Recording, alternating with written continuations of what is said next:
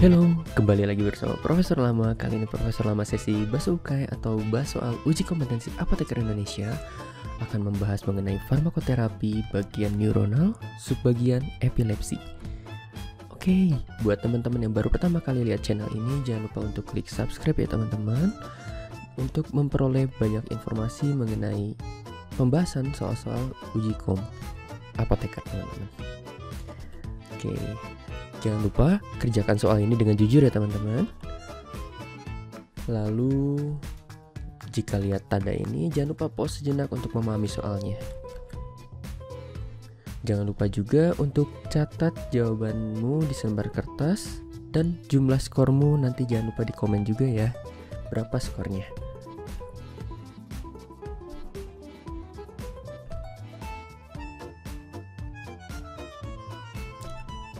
Oke, seorang pasien datang ke UGD dengan keluhan kejang. Diketahui pasien tengah dalam terapi untuk epilepsinya dengan karbamazepin 2x200 mg dalam sehari selama 1 bulan lebih.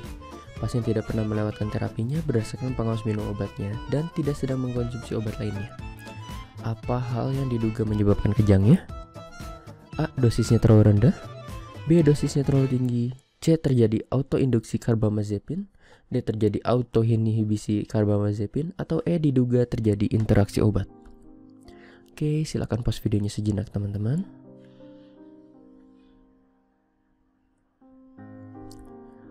Oke, jadi jawabannya adalah C. Terjadi autoinduksi karbamazepin. Oke, jadi karbamazepin ini dapat menginduksi enzim sitokrom yang intinya adalah CYP3A4. Nah, karbamazepin juga dimetabolisme oleh enzim tersebut. Jadi, hal ini disebut juga autoinduksi ya teman-teman. Jadi, secara perlahan obat ini akan termetabolisme lebih cepat seiring waktu dan juga seiring dosisnya. Oke, nomor 2, seorang pasien berusia 16 tahun mengkonsumsi asam valproat. Bagaimana mekanisme kerja dari obat tersebut?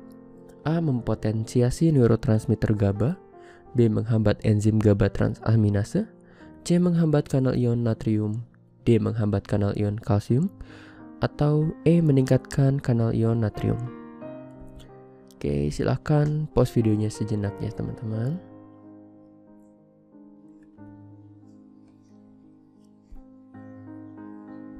Oke, jawabannya adalah C. Menghambat kanal ion natrium. Nah, teman-teman, tahukah kalau asam valproat ini memiliki beberapa mekanisme kerja, yaitu blokade kanal natrium, lalu ada blokade reseptor NMDA, dan juga blokade kanal kalsium tipe T pada neuron talamus. Oke, ini masih banyak juga penelitian ya, jadi nggak semua obat-obatan epilepsi ini diketahui mekanismenya secara jelas. Oke, lalu nomor 3, seorang pasien datang diperiksa kepada dokter. Pasien memiliki riwayat epilepsi tonik-klonik. Apa lini pertama dalam pengobatan riwayat pasien tersebut? A. Asam valproat. B. Clonazepam. C. Topiramat. D. Phenytoin. Atau E. Clobazam. Oke, pause videonya sejenak teman-teman.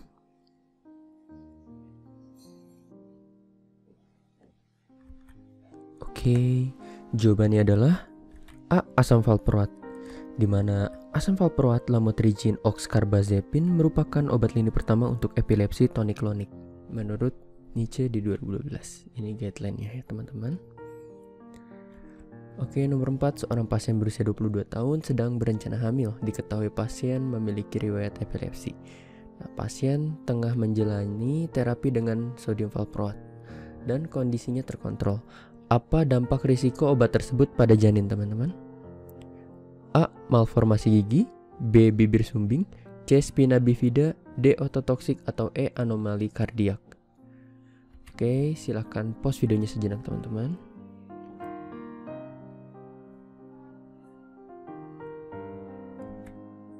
Oke, jawabannya adalah C. Spina bifida, di mana sodium valproat dikategorikan sebagai obat kategori X pada kehamilan karena sifat teratogenisitasnya. Oke. Nomor 5, seorang pasien 8 tahun dibawa ke rumah sakit setelah terdiam beberapa saat. Hal ini terjadi setelah kesekian kalinya ibu pasien melihat anaknya seperti itu. Oke, setelah melakukan pemeriksaan, dokter mendiagnosa pasien tersebut terjadi epilepsi absens. obat apa yang sebaiknya diberikan kepada pasien tersebut?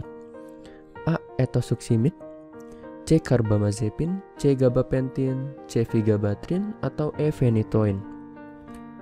Silakan pause videonya sejenak teman-teman.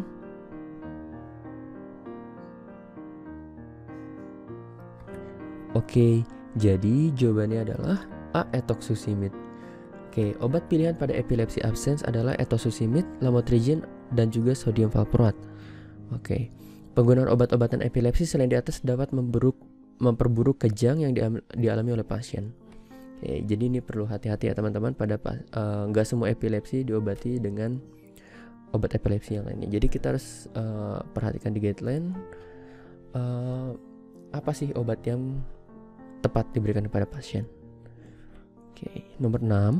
Seorang pasien wanita datang untuk berkonsultasi kepala dokter mengenai rencananya untuk hamil. Diketahui pasien ini sedang menjalani terapinya dengan asam valproat. Oke, sebagai apoteker, obat apa yang menurut Anda cocok dengan kondisi pasien saat hamil nanti? A. Lamotrigine, B. Phenytoin, C. Carbamazepin, D. Asam valproat, atau E. Etosuximid. Oke, pause videonya sejenak teman-teman.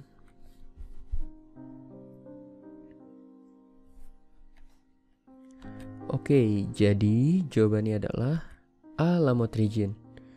Oke, berdasarkan pengkajian dari NAPR North American Pregnancy Registry, pengobatan yang teraman untuk ibu hamil adalah lamotrigine dan juga levetiracetam. Oke, ini referensinya Margulis et al. Teman-teman, waktu tahun 2012. Oke, ini mungkin aja berubah seiring perkembangan penelitian atau bukti-bukti ilmiah, bukti-bukti terhadap praktek terhadap obat-obat ini ya teman-teman.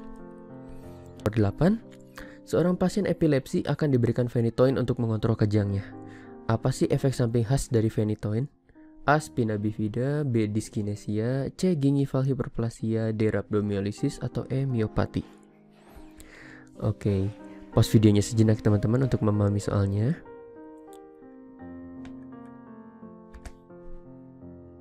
Oke, jadi jawabannya adalah C. Gingival hiperplasia. Nah, phenytoin memiliki efek samping gingival hiperplasia atau gingival overgrowth, GO, yaitu peningkatan ukuran dari gingivanya atau gusinya. Oke, gambarnya seperti di sini ya teman-teman.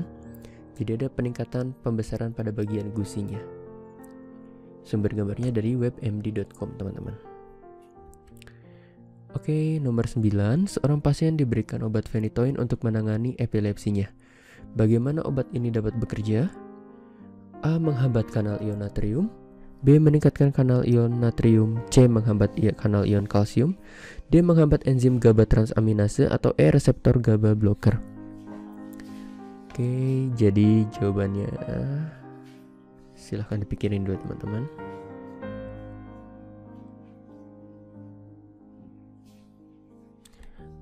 Oke, jawabannya adalah A. Menghambat kanal ion natrium. Nah, phenytoin ini merupakan obat anti epilepsi golongan hidantoin. Sejauh yang diketahui, efeknya mempengaruhi blokade kanal natrium tergantung voltase atau voltage dependent blockade of membrane sodium channels, sehingga menurunkan aktivitas elektrik yang abnormal pada saraf, terutama pada di otak. Oke, nomor 10. Dari obat-obatan di bawah ini, manakah yang termasuk ke dalam golongan barbiturat? A. Gabapentin, B. Lamotrigine, C. Clobazam, D. Phenobarbital, atau E. Etosuximid. Oke, pause videonya sejenak teman-teman.